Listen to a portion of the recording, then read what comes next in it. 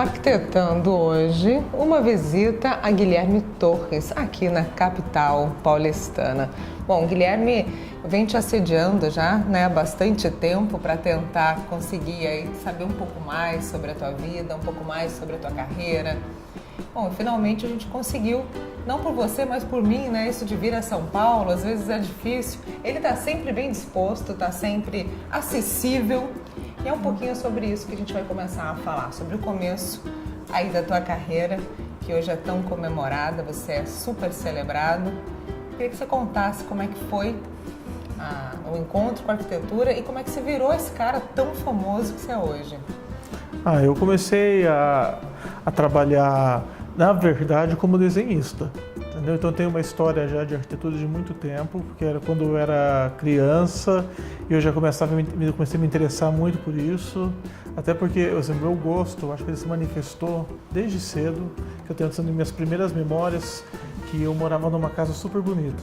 E um dia a gente chegou e falou assim, vamos nos mudar. E eu fiquei imaginando para onde estava mudando, Quando chegou na casa, eu vi a casa e eu fiquei assim, em estado de choque.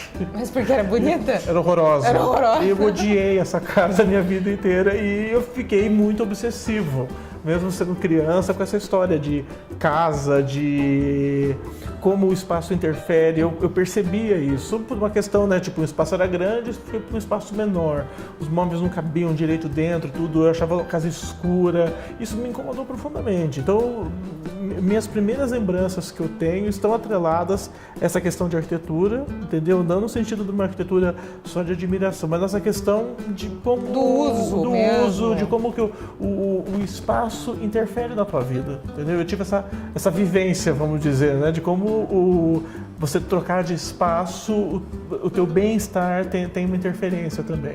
Então, dessa obsessão que eu fui ficando em cima dessa questão de morar e etc., eu começava. Eu ia na casa da minha tia, que sempre tinha revistas de decoração, e, por exemplo, eu li uma página, tinha assim, 100 ideias para ampliar espaços. E eu olhava, começava a pesquisar e falava assim, acho que isso aqui funciona lá, isso aqui funciona lá. Fazia uma lista e eu começava a desenhar e simular situações que eu encontrava em revistas de como utilizar melhor aquele espaço que a gente morava, entendeu? Nada, ia pra frente, óbvio que eu não tinha entendido ainda o real motivo de eu ter esse problema. A gente foi entendendo depois que eu fui ter mais percepção, entendeu? Mas essa questão de espaço é uma coisa que eu comecei a ter esse diálogo interno, eu comecei a ter essa discussão. Então, para mim foi muito fácil ou natural eu ter uma definição do que eu sempre quis fazer. Porque foi uma coisa que eu comecei a fazer naturalmente e comecei a fazer muito, entendeu? Não era uma coisa que quando dava tempo eu ia atrás. Eu já tinha esse hábito de desenhar, de pegar revistas e começar a copiar os esquemas. Por exemplo, eu aprendi a desenhar em perspectiva, que eu sobrepunha um papel e começava a puxar os pontos, e eu comecei a ter esse entendimento de ponto de fuga, de como funcionava, mas tudo de uma maneira muito intuitiva. Então, disso, eu logo com 12 anos, eu comecei a trabalhar no escritório de engenharia, como qualquer coisa, podia cortar papel, fazer qualquer coisa, e já no instante eu estava envolvido já com desenho, que na época era um desenho 100% manual, era uma coisa que a gente tinha a questão do papel vegetal, da caneta nanquim, tudo, então eu fui tendo já essa questão que tem uma habilidade natural para desenho, para essa coisa, que eu sempre fui uma pessoa muito metódica, então, o desenho sempre me trouxe uma questão de centro muito grande, então eu tinha um prazer no ato do desenho. Eu nunca fui um desenhista de paisagem, eu não sei desenhar nada que não seja o desenho arquitetônico, essa questão da linguagem gráfica. Na geometria, volume. Exato, mas foi dessa maneira, então eu sempre tive envolvido nesse meio, com o entendimento de como faz as coisas, com uma curiosidade a respeito, e isso veio de uma maneira muito orgânica para mim. Então, fazer uma faculdade, tudo foi uma coisa que eu não sofri as questões que geralmente jovens sofrem. O que você não?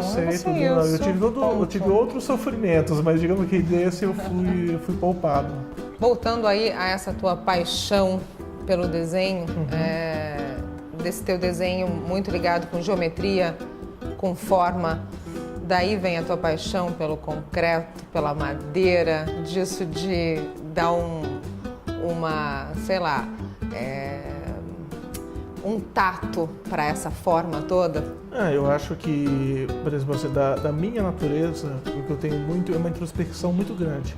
Então, dessa introspecção, acho que eu sempre fui tentando decifrar o que forma uma coisa e o que forma a outra. Eu sempre fui tentando decodificar, né? Porque afinal de contas a gente passa em frente dos mais diversos tipos de construção, tipologias, tamanhos, texturas. Eu sempre fui tentando, como eu falei, não tenho essa formação vernacular, né? Não tive uma formação mais clássica no começo, então eu sempre fui tentando entender as coisas que eu vi à minha volta. E eu comecei a observar que as coisas tinham um ponto convergente das coisas que eu gostava. Por mais que me parecessem fragmentos, na hora que eu juntava, todo mundo se conversava. Então, vamos falar assim, depois, quando eu tinha 18 anos de idade, eu fui descobrir que existia escolas de arquitetura, linhas de arquitetura e tudo mais. Até então, eu fiz uma coleta enorme de observação.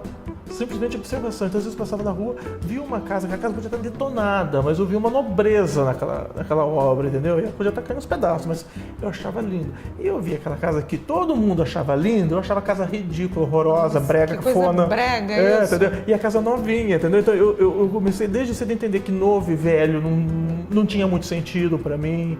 Eu comecei a pensar o que tinha nessa segunda camada, o que tinha atrás. Decodificar mesmo quem era o formador do belo, entendeu? Mas isso de uma maneira muito intrínseca, entendeu? Sem uma... Né? Não é uma pesquisa, né? Eu simplesmente ficava olhando e falando, por que eu gosto disso? Eu não gosto que ninguém daquilo. gosta, e por que eu não gosto daquilo que todo mundo gosta, entendeu? Então, isso foi uma coisa que... Você foi descobrindo aí. Exato, tudo dessa isso. maneira eu comecei a criar um repertório, vamos falar assim, de uma maneira natural, né? Sem essa coisa de... cartesiana ou didática, entendeu? Porque eu já estava com algo acumulado.